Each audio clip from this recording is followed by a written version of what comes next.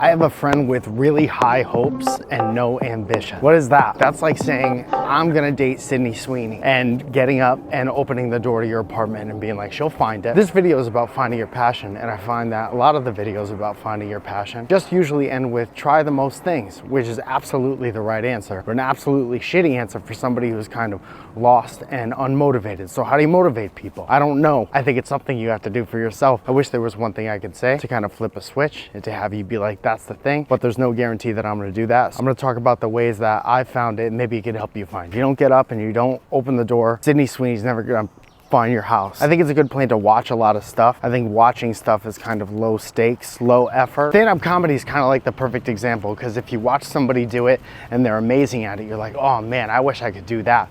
And if you watch somebody do it and they're terrible at it, you could be like, well, at least I would do a better job than that. As much as I hate to say it, dude, I think fear is a huge factor in what's motivated me to do certain things. I've had a couple brushes with death, and that has made me go, well, at least I want to try finding and following my passions before I die. We're all gonna die. Everyone knows that. Everybody talks about it all the time, but not everyone like feels the weight of that. So when you're presented with that, it's pretty easy to go, I better do something. I used to watch Bob Ross all the time, and that legit made me go, I want to drag a blade across a canvas and make mountains come out, or I want to paint a certain combination of colors and make people think about nice sunsets. And then inevitably you get to that point where you're like, well, Bob Ross is dead, so I better get a move on it. Even if you're not like try everything person, at least like watch everything and then try to pay attention to when you start inserting yourself into that, and then try that. Best case scenario, you find your passion, and worst case scenario, you watch a bunch of stuff that you like. The side effect of finding your passion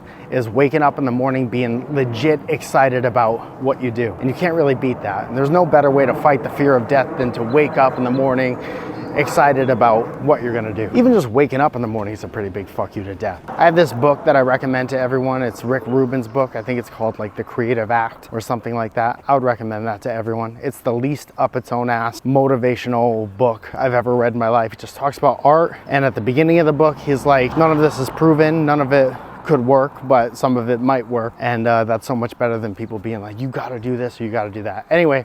Available now. A comedy album so sweet you'll get cavities in your fucking ears. Autumned by Mike Falzone is a collection of on-stage memories spanning 4 years, recorded all over the United States of America, pressed on orange vinyl. Cover art rich with Easter eggs from the material within by the incomparable Casey Landerkin. Available now on MikeFalzone.com. Hurry, less than 100 remain. Someone from this side of the room, are you interested in someone on... What's your name on the end? Rick. Rick? Mm-hmm. Your name is Rick? Yep. All you gotta do is dig in a little bit. Are you interested in meeting anyone over here? Platonically?